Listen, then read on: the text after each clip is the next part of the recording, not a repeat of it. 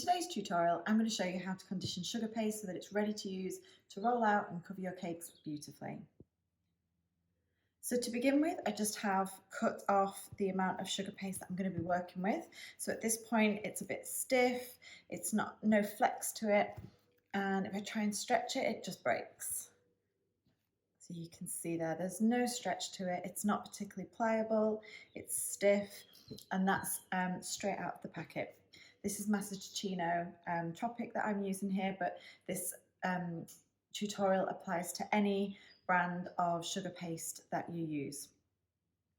So to condition it, I'm going to add in some Trex, which is just some vegetable shortening, or Crisco, it might be known to you where you are, and I'm just going to add some of this in and knead it into the paste until it's pliable and I have the right amount of stretch in it so that it's workable as I use it on the cake. So here we go. So to begin with, I'm just going to pop some of the Trex onto the worktop, and I prefer to work in smaller amounts and build up to the total amount. It's just a bit more easier to handle than if you just started with the total amount at once. And I'm just kneading. You can see that it's picking up that Trex as I go, which is absorbing into the paste. Okay, and I can already feel that consistency starting to change and it becoming a bit more pliable with a bit more stretch. So you can see straight away the difference from before, where it just snaps. So we've already made a difference.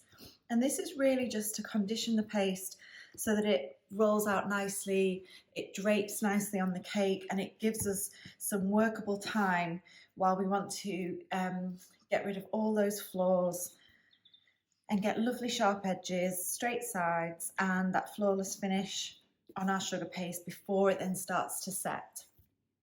Because once it's exposed to the air, the paste will sort of firm up. And at that point it becomes a little trickier to work with, so you want to be done with it on your cake before that happens. So for this amount, I'm just split it into 3 sections so I can work with it nicely without it being too unmanageable. Particularly if you've got problems with your wrists, you might find that you want to do it this way.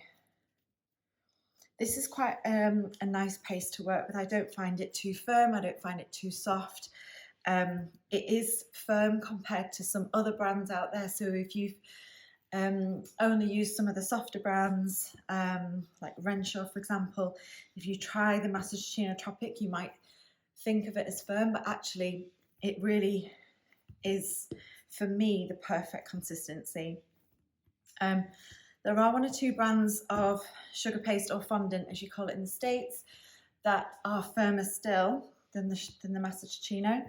For me, they're a little bit too tough on the wrist to do this with straight out the pack, and you may want to just soften those slightly, ever so slightly in the microwave before you then start to knead them. Okay, so we've got our 3 sections that we've done, and we'll combine those to become one. But I'll just show you from where we were a few minutes ago. We've got this nice stretch to it that it just didn't have before. So let me just pop a little bit more on here just for the final kneading. And if you were adding colour into your paste, you could do that at this stage as part of the conditioning stage. But if you are doing that, then I would always advise that you then just leave that to firm back up again. You leave the colour to really settle and absorb into the paste, perhaps overnight. Just wrap it nice and tight and pop it in a Ziploc bag and leave it overnight. Or perhaps do it first thing in the morning, then leave it till later on. And because sometimes by the time you've kneaded your colour in, the paste can become quite soft and can be a bit tricky to work with. Okay, so what I'm wanting to do to finish this off is just to bring it in. So I'm turning it all the time, so kneading it and then turning it slightly in a circular direction, and I'm wanting to bring it together into a nice ball and that would then be ready to roll out.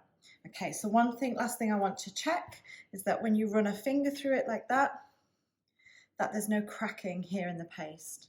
So this is one final check that you can do. Just sort of run a finger through and make sure it's a nice smooth indentation in your paste. If you've got lots of cracks here, then it still needs a bit more condition. It might still be a bit dry, so add a little bit more Trex in.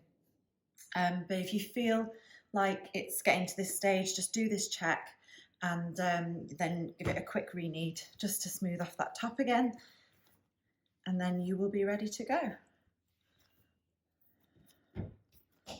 Nice and smooth and ready to roll.